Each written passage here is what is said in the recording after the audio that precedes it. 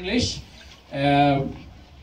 Beside me is the manager for AIK, and you've been watching the games in the tournament. What's your impressions so far?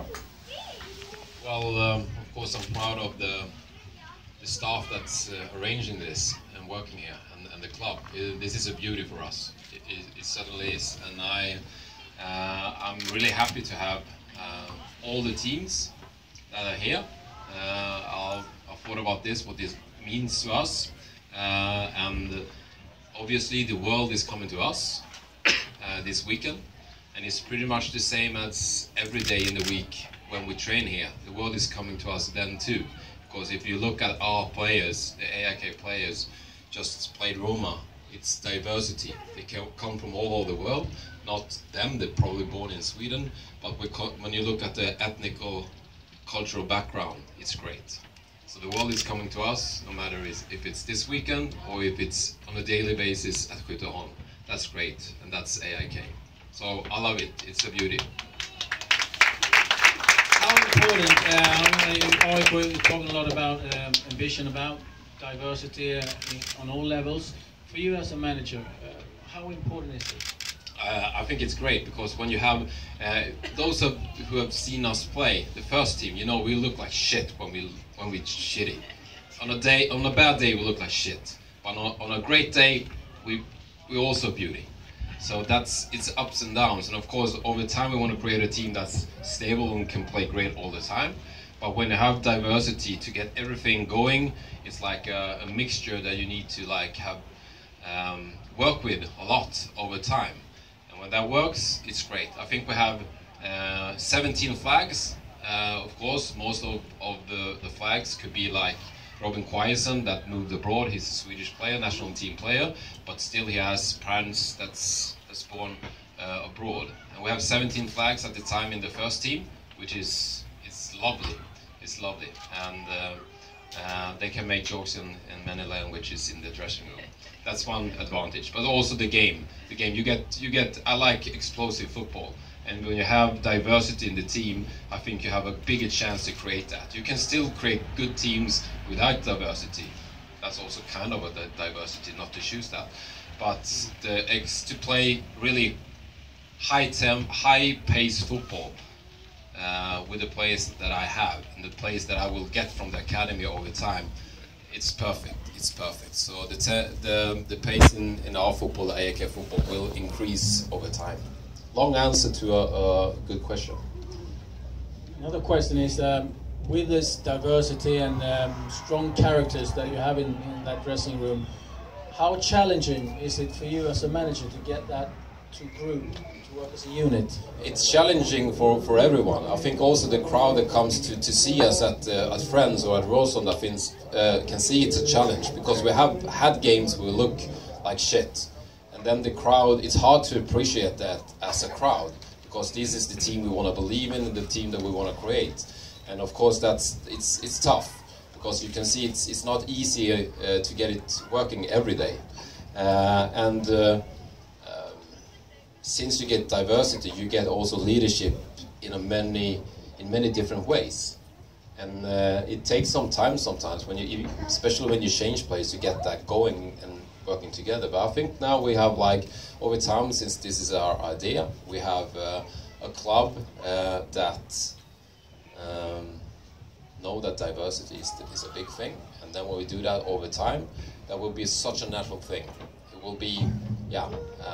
It hasn't been that many years that we have like Christos, we have like Robin, we have Noah, and Anton. That's a few players that's in the first team, or has been in the first team. Robin is now in Italy. It hasn't been that many years.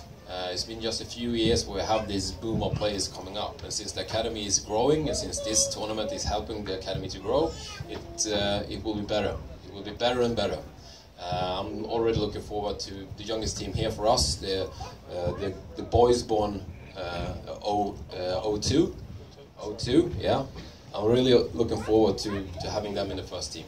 And there will be players from that squad in the first team. I'm not the best scout, but when I look at how they work now and over time, that will happen.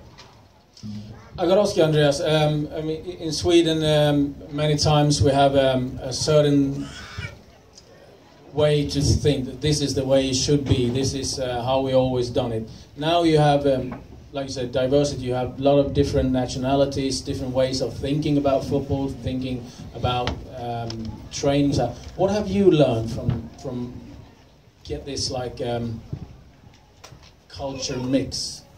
I learned that football is the thing that keeps it together. I've done a lot of traveling to the States and to South America. I've been in Asia. Well, not that much in Africa, but I have other colleagues that have been there a lot. So we've been traveling the last 4 or 5 years a lot, just to see like how it works. Sometimes you get to a team in the States where they have like a lot of Mexicans and stuff, and how that works together. And finally, it's football that keeps it together. So football is a great language.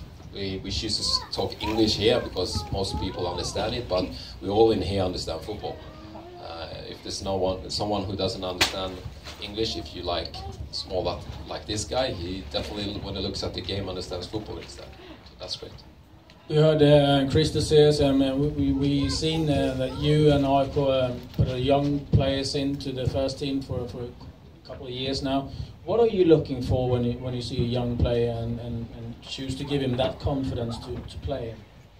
I'm happy that Björn, my sporting director, Björn Westerholm, soon will be up here, because I'm a really bad scout. Sometimes it's hard for a coach to say that you cannot spot players. Well, I'm not good at that. I'm really good developing players, getting them into my team and my environment and building them to become good players in our first team. But scouting a player, like looking at this game, I see a team. But when Björn, who's worked as a scout and now is a sporting director, and Tobias Ackerman, who is our head of scouting, when they look at the game, they can see isolated one player. So I'm happy that they've already done the work, because we start always exploring our environment at the closest to us down here at Skytteholm. So the work is done. Of course, I've seen Christos play, of course, but it's more like Björn and Tobias who like points him out, and this is the guy that we will go for, and I trust them with my life on that, and then we go from there, and they're right.